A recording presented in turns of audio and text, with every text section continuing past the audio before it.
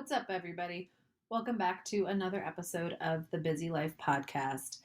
My name is Julie, and today we are going to talk about mental health. I'm going to start by telling you guys where I'm at with my mental health and how life has been, what's been going on, and just kind of take you into, I guess, a day in my life. I remember growing up with a lot of like, oh, a day on my plate, a day in the life of so and so. Well, you get one of those with me. um, Gosh, I don't even know where to begin. It's like I think we'll start with let's just start with today.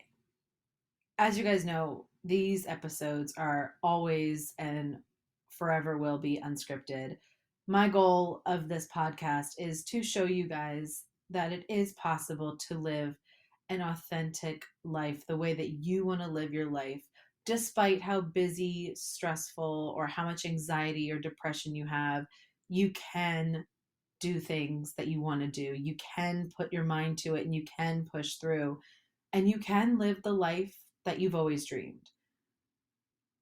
But I would be lying if I said it doesn't take hard work and that sometimes, a lot of the times, you struggle. So, this is me living proof of my why to my podcast. So, bear with me. I kind of want to just deep dive into what it's been like, what I've learned. I've just got a lot going through my brain, and I knew that it was just time to sit down and grab the mic. This has become my safe space. It's one of my safe spaces. I give myself a lot of props to my safe spaces I've created. I've worked very hard on creating relationships and creating social media accounts and this too now where I can be myself authentically. And recently I've really dived into becoming my authentic self. But it hasn't been easy. I've had to undergo a lot of, I guess, deep digging is the best way to put it, really diving in to what are my scars? What really bothers me? What really triggers me? Who really triggers me? Why? What is happening? And of course, what am I going to do about it? Because I also refuse to sit and just let life pass me by and let life go and I just sit and watch. That is my biggest regret is that I'll never, or not my biggest regret, my biggest fear is that I won't live my life the way I want to live it. And I'm a bit of a control freak. So I know that not everything is going to work out the way that I think it's going to, but I have to trust that that means it's going to work out even better than I imagined. So let's start with right now. My wedding is in a couple days. And today, Ryan and I went to go and drop off some stuff for the wedding. We decided to have some decorations and some things that we just wanted to bring to take there to make the wedding even more personal. So it's really kicking in. We've been engaged for, at this point, a year and a half. And my brain has just been on overdrive. I think I told you guys this many times. I struggle with saying no. I am a yes woman. I am a let's do it, and in a way that's great, but it really does take the best of you. So when Ryan and I were engaged, I was in grad school and I was teaching and I was a personal trainer at the gym. Fast forward to now, we are still engaged. Like I said, wedding is this weekend. I'm still teaching. I still do personal training on the side. And I have now taken on a summer job because teaching, is done. I've chosen to not get paid over the summer from teaching. Fun fact, when you're a teacher, you can do this thing where like they can take some money out of your checks normally, and then put it into a bank, and then that bank gives you the money slowly over the summer so that you don't get paid, or so that you don't not get paid, I guess. But no, why would I do that? Because here's Julie who chooses to do things the hard way. And I get my regular pay 10 months out of the year so that I can make myself work summer school or make myself work something. So that way, A, I'm not bored, and B, I get paid. I actually don't dislike that. I like I don't think I'm the kind of person that could just sit at home and do nothing all day. That would actually drive me insane. So probably having a little bit of ADHD here. But right now, it's end of the school year planning, getting ready for summer school, getting ready for the wedding. And then I found out I was allergic to my dogs. And some of you are like, yeah, whatever, not a big deal. This was a big deal to me though, because it's not like a mild allergy, it's pretty high. So it kind of sucks. We've had to totally redo our house. The dogs used to be able to sleep upstairs with us, and now they don't. Now they sleep on the couch. We had to get air purifiers. We have to vacuum and clean very frequently. We had to deep clean our cars. I mean, the dog dander is just insane. And I don't get like a, runny nose kind of allergy. Like my skin immediately starts itching, and it's like itchy all over, specifically my arms.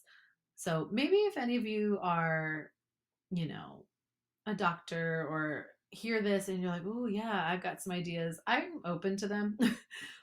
So right now I'm taking, which is insane to me, 2 Allegra in the morning, 2 Allegra at night. And please don't do this without a doctor's order. I am under my doctor's supervision and it's working. But that just goes to show how intense this allergy is. So I guess there was something with my blood work that was a little confusing, and there was something was high. Again, not my forte, so please bear with me as I try to explain this. My EOS levels were high, EOS levels. So she just wanted to check why, confirm that it was because of the allergy and not because of something else. But also, like you guys know, I have anxiety. So when you tell me that it could be X different things, my brain is now wondering if I have all X different things.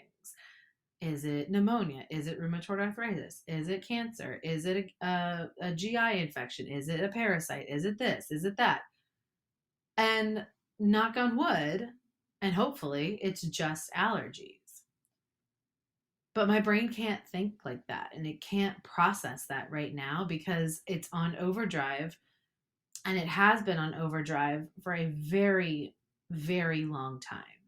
Grad school, teaching, wedding planning, now summer school, this, that. And I guess the theme that I'm trying to tell you guys, and it's a lesson I am currently learning, and I hope you already know it, is you have to practice saying no. You have to. I hit a very dark place this past weekend. And I'm going to ask you to bear with me because every time I do a new episode, I'm like, oh, this is the hardest episode. This is the hardest episode. I really feel like this podcast is really healing for me. So bear with me as I tell this story. This past weekend, Ryan and I were going to the pool. And, we're walking, whatever. And he was like, you've been easily annoyed recently. And, superhero Julie thought I could go off my anxiety medication. So I did. I went off of it. I was like, I don't think I need it. I think I'm fine. I got this. I've got all the tools. I've got a therapist. I've got it all. I'm fine. I'm not fine. So called my doctor, went back on my anxiety meds. But before that, Ryan was like, Julie, I just feel like you're not yourself. Like You're really angry a lot. You're easily irritated. And I just kept telling him, I'm like, Ryan, no, it's the wedding. It's this, it's that. And I'm tired of having so many things going on that I just can't breathe. And then, and I'm telling him this, and I'm getting emotional, and I'm getting frustrated, and I'm getting upset. And it was like my brain was watching TV and flipping through the channels. And then all of a sudden, it flipped to the suicide channel. And before I continue, I'm not saying that I am having suicidal thoughts, because I am not. I'm very thankful that I am not. If you are, I am here for you, and I understand, I think, what that feels like, because I think I got just like a glimpse of what that was for a hot second, and it was very scary. The best way to explain it is just that my brain was flipping through all these channels, and it flipped to that channel. And thank God my brain and my body are like, oh, no, that's not the channel we want to be on right now. And it just does something to you. When you feel like you are so overwhelmed and so tired and so spent, and you have been for so long, but you have so many dreams and so many things you really, really want to achieve. So you work really hard. It's a really tough balancing act. And sometimes, we talked about this before in another episode of mine, your glass is overfill. It is way too full. Or you could look at it this way, it's totally empty. And there is just nothing left in there. And it's really up to you to find a way to refill it or to pour some of it out, whatever analogy you want to use. And in that moment, it was just such a dark space. And I got so scared. And I really was thinking, I was like, oh my God, like, am I suicidal? Am I really having these thoughts? Because those are not thoughts to joke around with, or to pretend, or to take lightly. So the first thing I did was I messaged my therapist, and I told her everything. And I said, you know what's been going on. You know how crazy life is right now. And something my therapist had told me was, Julie, you have to ride the waves, because she was like, I promise, after the wedding, after school is over, after this, after that, it will get better. But it just makes me so mad that I have to wait for after. Like, why can't I just be better now? What can I do right now? And I don't have the answers. I'm not a licensed professional. This is strictly just me telling you guys my story and telling you what I've been through. And I just want you to know that if you have gone through this, or you are currently going through this, you are not alone. It's a very, very hard place to navigate and to communicate from and to explain what's going on, because sometimes you just can't, and you don't have to. What she also said to me was that it's okay and it's going to be okay. And she reminded me of some of my tools I have in my toolbox. Some of the things that I know that I already knew, but in those moments you don't think about that. You're not like, oh, you know what? This sucks, so I'm going to go for a walk. Not when it's that deep. Not when you are in this deep hole that you just don't know how to get out of. That is not the first thing you think of. So she reminded me. what are some of the things that I like to do? And I've told you guys before, I like to go for walks. I like to stretch. I like to get fresh air. I like to journal. I like to meditate, have some downtime, call my sisters or call my parents, talk to Ryan. I have my things. So I'm thankful for that. So where am I at now? After that day, God, it feels like such a blur. I can't articulate it. And honestly, I debated not even doing this episode because I was like, this is going to be the most all over the place episode I've probably ever done. But I know that somebody out there understands what I'm talking about. And I know that it needed to be said. And I'm just letting it come out as best as it can. And I know that the people who need to hear this will hear it and understand it. So I took all of that. And again, I didn't take it lightly. I called my primary care. I told her, I was like, you're right. Not a good idea to get off the meds. I honestly thought it was okay at the time. I wasn't trying to be this macho, like, oh, I don't need meds. I genuinely thought I didn't need them anymore. I felt good. I was like, maybe I've been on them for so long that they are just kind of like a placebo effect. Turns out they were not. Another question that someone had asked me is, do you think that the thoughts are coming from not being on the meds? I don't know.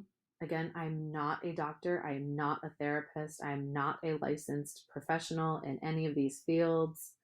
I'm just sharing my story with you. So if you ever have any questions, please reach out to yours.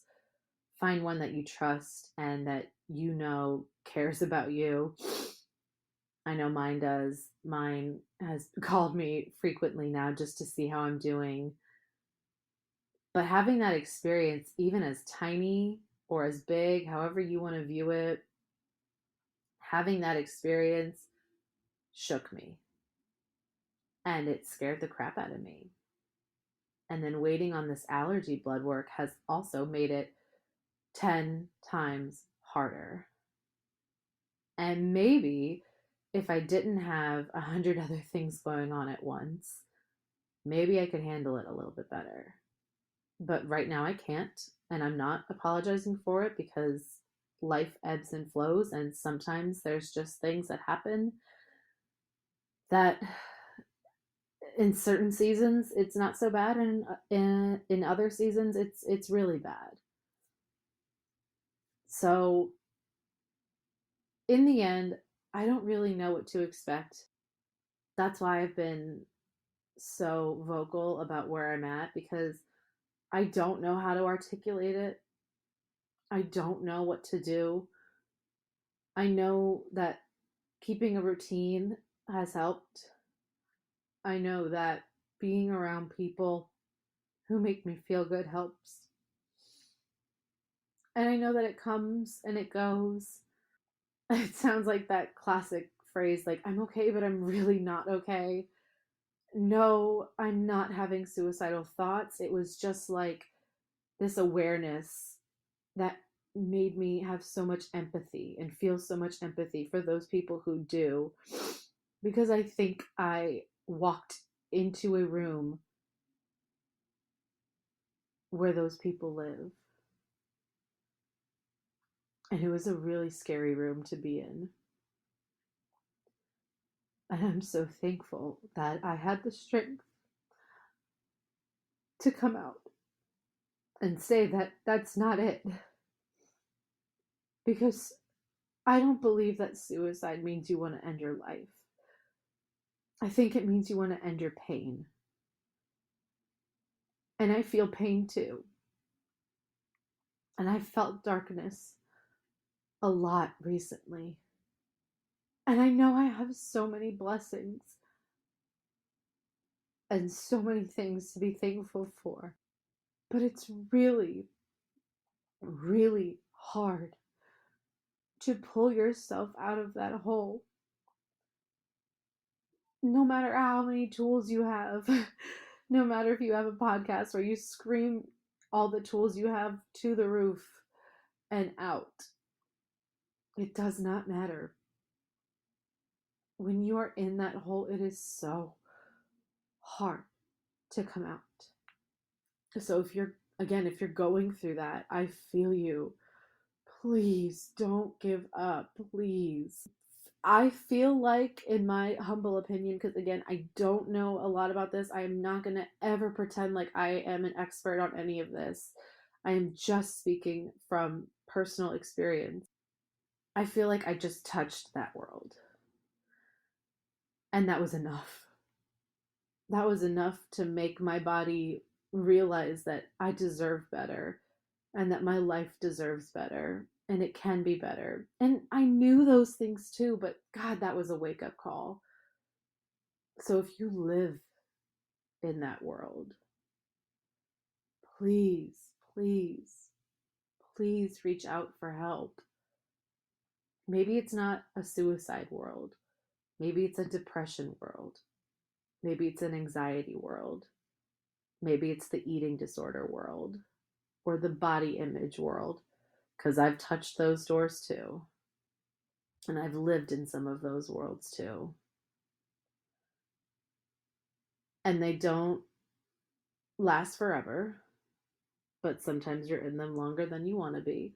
And that also really sucks. So just please know that there is a light at the end of the tunnel, because I'm getting out of mine now. I'm getting out of my hole now. And I am seeing the light.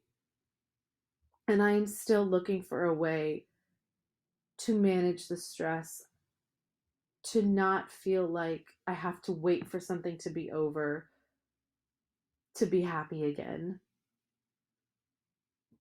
So I don't have the answers for you guys. I don't have the tools right now to share other than keeping your routine. Please keep up what you know works for you. Don't say fuck it. If you don't normally eat a whole thing of ice cream and just right now because you think the world is over, you're just going to do it, don't. I'm telling you, don't. I promise that does not help and it will not make you feel any better. I'm not saying don't have ice cream, but I'm saying don't do the things that you know when you're in a better space, that version of you would be really upset with you. Lean to the other version of you,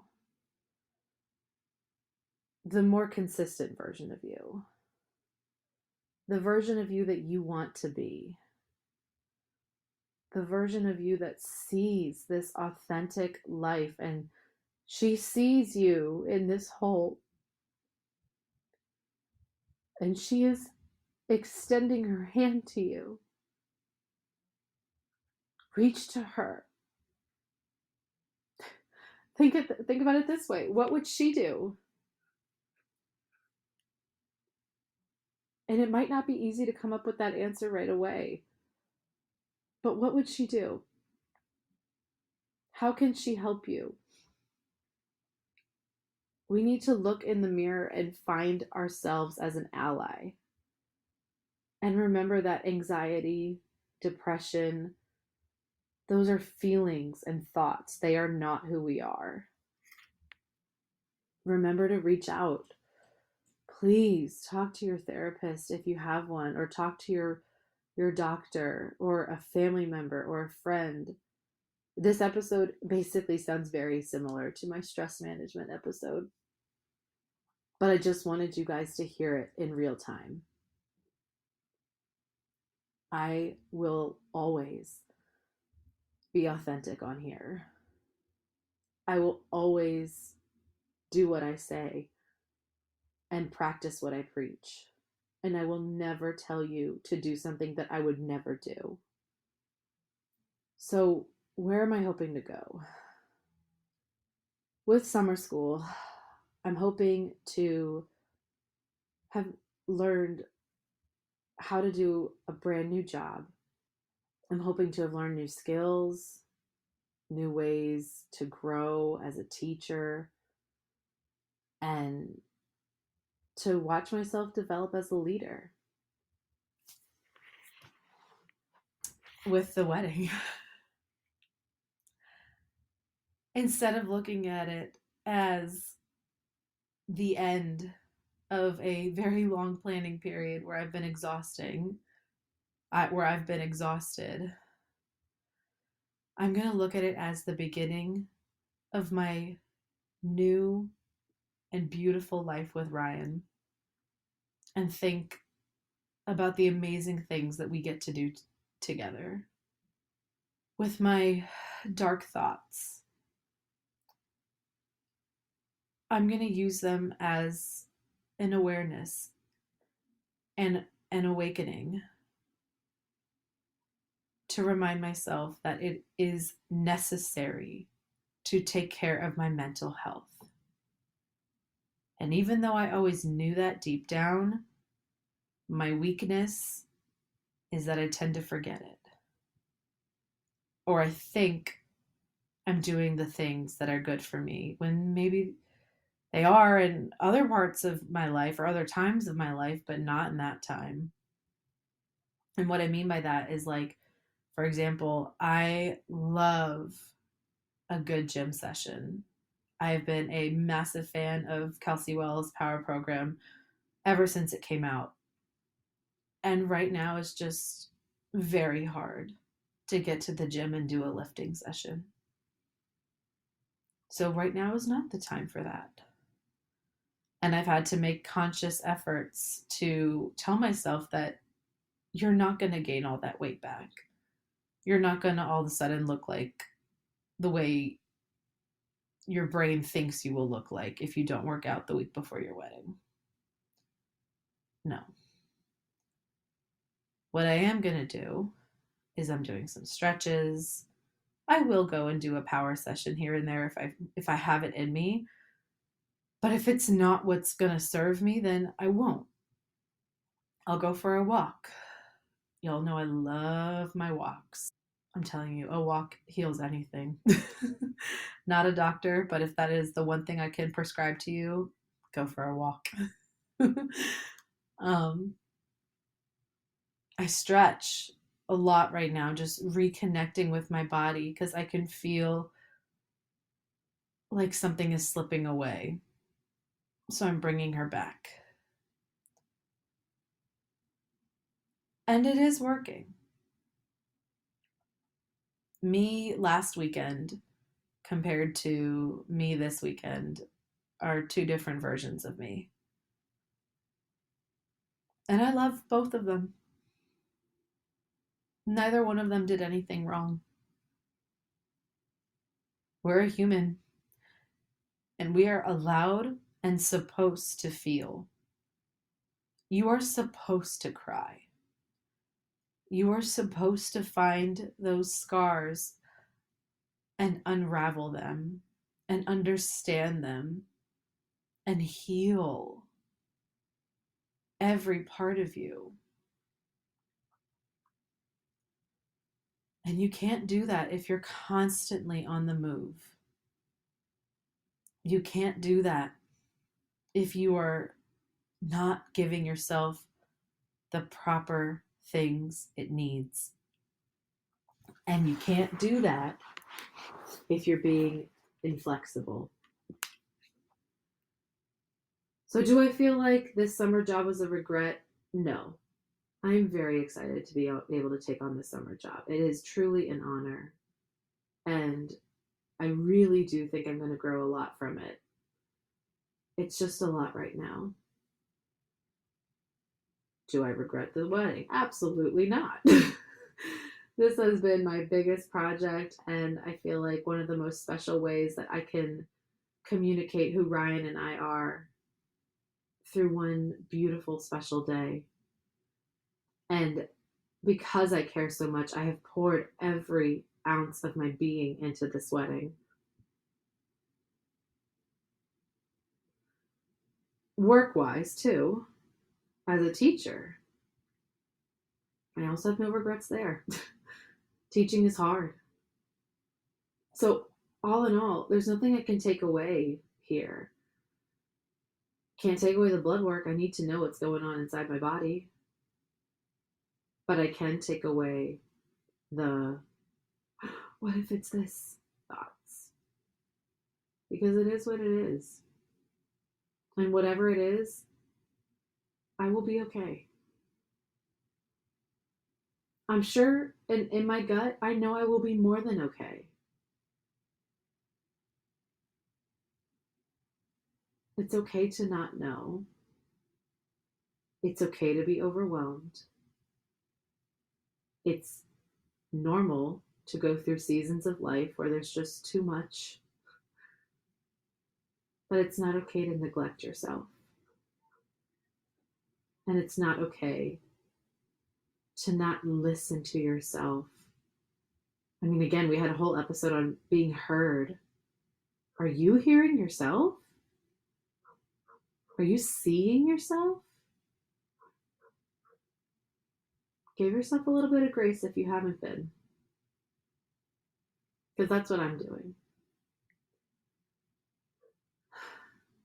And I just want to say to every single one of you who has listened to this, not just this episode, but to my podcast, who has commented on it, talked about it, shared about it, you have no idea how much it means to me.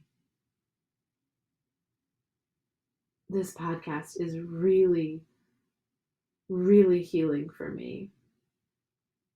And to be able to share with you guys in a way that I've always wanted to. I love sharing. I love content creating. I love connecting with people. This has allowed me to do that in such a deep way. And I'm so thankful for it. I'm thankful to you for listening to this, especially if you've made it to the end of this, because this was a heavy one. So thank you for holding my hand through it and for hearing me and for supporting me and for cheering me on, because I am going to do the same for you. I'm just so thankful. I really, really am. So, my next episode following this one is going to be a follow-up on where I'm at after the wedding, after summer school has started, once I've gotten that blood work back, after I've been back on my anxiety medication. And I want to show you guys the transition and what it's going to be like, and be living proof for you that you really do need to take care of yourself and remember that your mental health matters. I love you guys. Thank you so much. I do have more coming to the podcast as always, like I've talked about. I'm going to start up live coaching sessions soon so that you can come on here and talk about what it's been like for you, and I will help you dissect it. I've got some fun merch coming too. Let's just say, we've got a lot of surprises coming. I really do believe that this is the beginning of something totally beautiful that I can't even fathom or explain, but I'm here for it. I'm so thankful that you're here for it too. And I will see you next time.